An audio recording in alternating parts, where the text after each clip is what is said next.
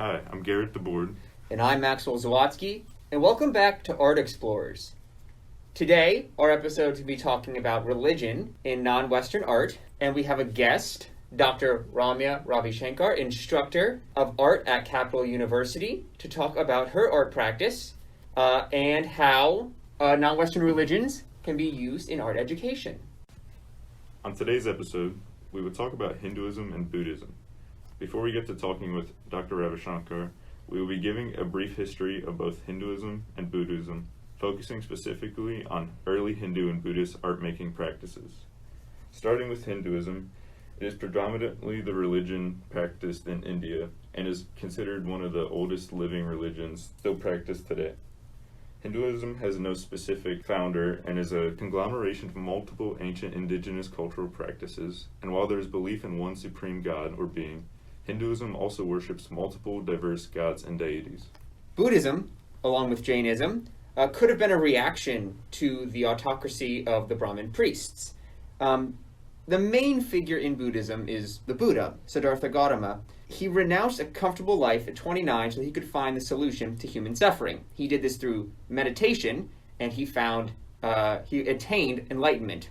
He's also known, because of this enlightenment attainment, he's known as the Enlightened One. Buddhism has four noble truths. One, that life is suffering. Two, the reason for this suffering is desire. Three, the freedom from suffering is the end of desire. And four, the middle way, or a path that moves between self-indulgence and self-mortification, leads to freedom. Early Buddhist art creation was seen through stupas, relief work, and sculpture. So stupas are mounds that were used as a funerary monument to the Buddha. Relics were stored inside of these stupas, and common sculptures were usually of the Buddha himself, as well as bodhisattvas, who were people who attained enlightenment, but withheld this enlightenment to help others. Alongside the sculpture were cave monasteries, where monks would pray and live. And you would see these relief sculptures as well as cave paintings inside of the caves. And now we'll be bringing in Dr. Ramya Ravisankar, instructor of art at Capital University, to talk about her background as well as her art practice. Hello, I'm Dr. Ravisankar. I'm going to talk about my background with the religions and how it's influenced my art making practice. Briefly, I was raised and brought up in a Hindu household, and after taking several trips to India as a child, influenced and visited many Hindu and Buddhist sites, as well as Jain sites for that matter, and seeing all these cultural landmarks and icons in my childhood has deeply affected the way I approach my art making practice, and insofar as affecting how I put together my master's thesis at Pratt Institute, which was reconfigurations of goddess mythology through visual culture and combinations and reimaginings of the female entity or energy in Hindu and Buddhist iconography. So that's my background, just briefly. To start us off, I actually want to maybe poke a little bit more at the thesis, your thesis that you were talking about from your MFA. When making those works, what was your vision behind what you wanted it to look like? I know you had those influences with feminism, with the Hindu goddesses, but was there a specific type of look that you wanted the pieces to have to maybe mimic something in Hindu religion?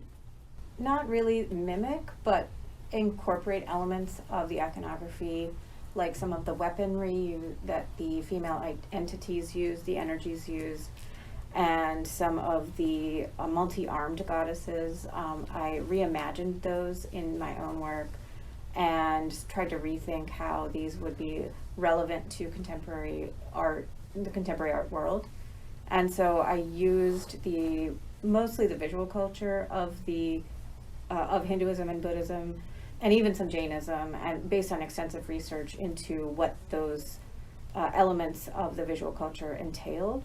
And then they entered into my art practice and then got reconfigured by drawing and redrawing these images until they manifested as the work in my master's thesis. Were there any materials specifically that you used because they were used in these Hindu works and these Hindu iconographies? Not so much that they were used previously in other works, but I did use culturally significant materials such as gold leaf and handmade inks, handmade paints, and elephant dung paper. So all of the works were created on elephant dung. And it was sort of this ode to using really kind of humble materials, because a lot of the early Hindu and Buddhist works were made out of clays and other kind of humble materials. So I wanted to play around with that a little bit in the art making practice. So the final pieces were they all paintings? There were paintings, there were drawings, but they were 2D primarily, yes. Did you use, so I know that the elephant is an important figure in Hinduism. Now this might not exist, but were there other like types of paper that, was it something specifically about elephant dung paper, maybe the material itself, where you're like, oh, this took the inkwell, this took the gold leaf well, or was it purely because maybe the iconography of like Ganesh? Well, the elephant dung paper did take inks, oil paints, gesso, pretty much everything, every Western art material really well. And so I experimented with a few different types of papers. I used paper with rice in it, and not rice paper, but actual rice kernels. And that wasn't so good. And so then I used mulberry paper, but that was more significant to Japanese culture. So I passed on that, and then I used Hoshu paper, and then I passed on that too, because again, it's significant to Japanese cultures, and I really wanted something that was more significant to the cultural background that I was getting, or I was influenced by for the work. So then I landed on elephant dung paper, which I sourced from a person on the internet, and I found large sheets of it, and it actually ended up working quite well for all the media. So some of the works included oil paints as an ode to my Western training, in addition to more ink-based materials, walnut inks, that kind of thing. Do you see this type of like combination of Western practices and non-Western practices in a lot of contemporary, maybe since Hinduism and Buddhism really focus a lot in South Asia, do you see a lot of that in like contemporary South Asian works where you're like, okay, I'm bringing in this iconography, but I'm also going to bring in these Western traditions? Yeah, a lot of us were educated in both systems, in both areas, and a lot of our education is predicated on Western colonization. So it's necessarily a part of our upbringing to have engaged with Western ideas and Western techniques. So it's naturally a part of a lot of our processes. Artists in India tend to who live in India and have grown up in India, tend to use more maybe local materials, whereas artists like me, who are part of the diaspora, who primarily grew up in the United States, tend to use a kind of mixed methods approach, because we have both. We're in between. We have both the Indian culture that we've hung on to, and then also the Western training by having gone to school here. When you're drawing, it's almost like a sense of how you see the world. Like, so when you were interpreting these religious iconography, were you ever simplifying anything or adapting things into your art style and your own personal influences, or were you constantly considering how much you didn't want to change to be faithful to the religious iconography? I definitely changed a lot. A lot of the pictures leave out things. They were erased, or when I translated the imagery in my own hand onto the elephant paper, it would catch a lot because I would use inks, and so I would just let that happen. And so it was sort of in concert with the materials that I would kind of figure out how to incorporate some of the imagery that I've been researching, but also make it my own, because I didn't want to replicate it or redo it, because it's already out there in abundance, as you have noticed. So I wanted to figure out how to make it my own and to sort of represent in my work how I see and how I deal with the being like from a Hindu cultural background, and how I kind of come at these images and incorporate them into my own sort of thinking.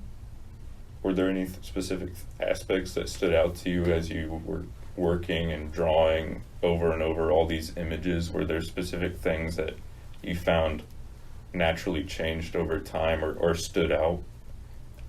There was this image of, it's called the Ananta, and it also has a longer name, Adiseshwara, and it's like this snake. So it's like in mythology, it's 1,000-headed snake on which Vishnu rests, that is the origin of the universe. So the snake is floating on this ocean of milk and honey, and then Vishnu is sleeping on the snake, and then out of Vishnu's belly button is this lotus growing out, and the lotus has the creator god who's then thinking about all the stuff on the earth, and that's the creation story. And so that image kind of kept coming back into play, because it kind of puts the feminine at the edge of the bed, kind of. So the female goddess Lakshmi is like at the foot of the bed massaging the male god, and I was like, that's messed up. So then I forefronted her instead, and then had her kind of sleeping on the snake bed instead, and things like that. So I'd reconfigure things to be more feminist. And it's worth noting that as I was working on these pieces, I was also a curatorial intern at the Brooklyn Museum working on the largest exhibition of global feminist artwork that's ever been up. So doing all the research for that curatorial exhibition was like deeply influential to this process too, because it got me really into kind of first wave and second wave feminist art and feminism in general. Going off of that, growing up in a Hindu religion, typically gods and goddesses and all the deities, or there's a lot of like female energy shown, and or genderless or bigendered iconography. Do you think growing up around that is what influenced you to be so invested in these feminist waves and embrace that in your own work? I hadn't thought about it before, but yeah, I think repeatedly seeing and being exposed to imagery that didn't just forefront the male as divine was important in my own upbringing, and I think it could be important in a lot of people's upbringing in terms of just exposing people to the idea that there's not necessarily just a male divine energy. So that was really important in my upbringing, and also why I gravitated towards feminist dialogues, feminist theory, and so yeah, it really did play a role in my art making practice and how I see the world too, because I was exposed to these ideas of the feminine being divine, and also intergender deities. There's a lot of examples, there's not a lot, but there's several examples of deities that are male and female, just split down the middle. And so seeing that image of a female deity and then a male deity occupying the same body, but just half and half is kind of interesting. And also, like, stemming from that, seeing deities that are half lion and half human are also kind of interesting to kind of give a sense of feeling about how I have about nature and culture, and that divide that people often subscribe to. It sort of wasn't the same for me, because animal energies too are divine.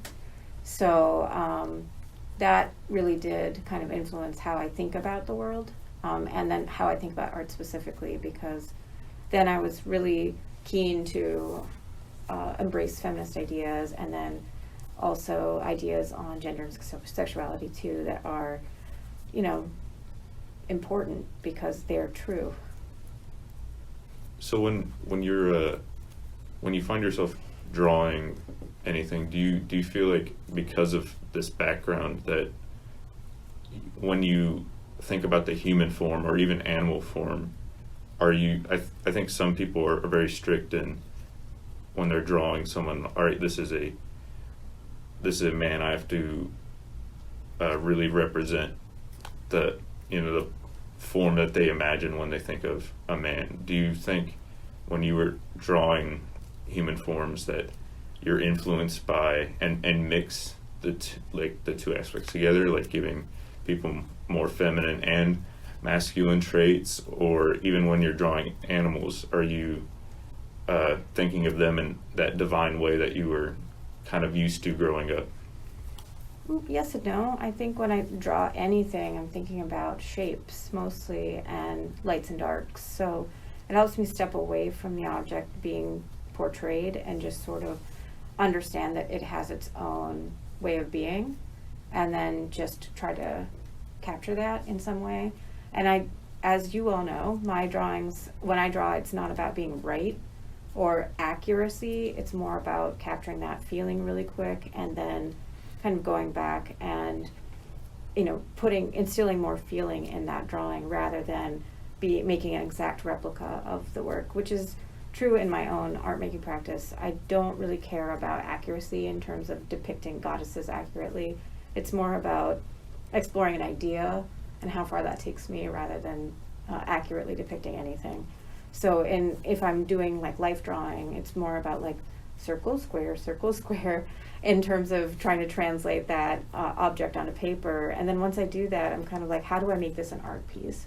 So I try to add kind of more shadow, more light, but I don't really think about it as a gendered being or as an animal. I just think about it as something that I'm trying to capture in the work rather than thinking about it as anything. So I think that brings in the idea in Hinduism that I grew up with, that behind this veil of Maya or illusion, so this is a principal idea of Hinduism, where behind the veil of illusion, everybody is connected to this wholeness and is the same. So that's kind of, I don't consciously think about it, but I think it does influence kind of how I operate in life. Do you feel you are more imaginative or less like crammed into a strict box by all this unique iconography that you were shown growing up? Yeah, as far as I can remember, I have read Indian comic books and seen these stories of like elephant-headed gods dancing on top of, elephant-headed gods riding rats as vehicles. So like that just defies the laws of physics. And even in real life, like the world that I inhabited as a child, like I vividly remember it being strange. For example, when I was a kid, there was an elephant who lived at the temple down the street when I was visiting my grandma in India. And so we'd go visit that temple every day, and then we'd go to this open market that was on the street. And then often, too, there would be these people who'd walk by kind of selling things and yelling out. So there was a woman who sold okra. There's another woman who sold flowers. And then there was these kind of magician people who would come by and tell you fortune using shells or cards or something. And then a guy with a monkey who had a little fez on his head. The monkey had a fez, not the guy. And there was also a snake that came by, like a cobra, but it had been defanged, unfortunately. But that all happened. So the cobra came by, monkey came by, and then down the street, for some reason, somebody had a pet peacock. So when I was like 3 or 4, we'd go walk down to see the pet peacock, and it was not nice. Peacocks are not nice birds. So seeing all of those things in my childhood specifically, I think deeply influenced me. And then on top of that, layering on the Indian comic books and visual culture, and just the weirdness of the stories of like having an elephant-headed god ride a rat, and then having a bird that gives rides to other gods. There's another goddess who rides a tiger. Like, they all have these, like, vehicles that they ride. So, like, I don't know. It just got me thinking way outside of whatever box America could put on me. Do you think people outside of the religion can still like embrace thinking like that? I mean, yes. I think looking at even the comic books I grew up with would be a really good way to introduce undergraduates to the religious and cultural significance of those icons and the way they operate for kids when you learn about them. It reminds me of a little bit of Salman Rushdie's writing, a little bit more of his magical realist stuff, where though he might not have been completely influenced by just Hindu mythology itself, but having that like fantastical world where you have these different figures, these different animals playing different roles. But along with that, in the university setting, how do you think that learning about art history will really benefits undergrads' understanding of these cultures? I think through art history, we forefront the visual culture of what we're studying. So we're looking at the iconography, the symbolism, the imaginative output of a culture, and looking at those products of a culture, I think is an interesting way and sort of a flipped way to learn about the culture rather than reading about someone else's interpretation of a culture. Because when we're reading history without art, we're reading about someone's research they've done into a culture that they may not inhabit. But when we look at the art products, we are able to see what that culture produced themselves and then come at interpretations based on people's research and known iconographical connotations and things like that. So we're forefronting the thing produced by that culture. So I think that's inherently just an effective way to learn art history, or learn history and art history specifically, and would benefit undergraduates. Stemming from that last question, all Capital students, don't forget you can sign up for Art History Survey 2 this spring with Dr. Ramya Ravisankar. Be a great class, and we would like to thank you for listening to today's episode. We would also like to thank Dr. Ravisankar for joining us today. In a couple of weeks, we'll have a new episode out on gender and sexuality in non-Western art, so stay tuned for that. Thank you for listening.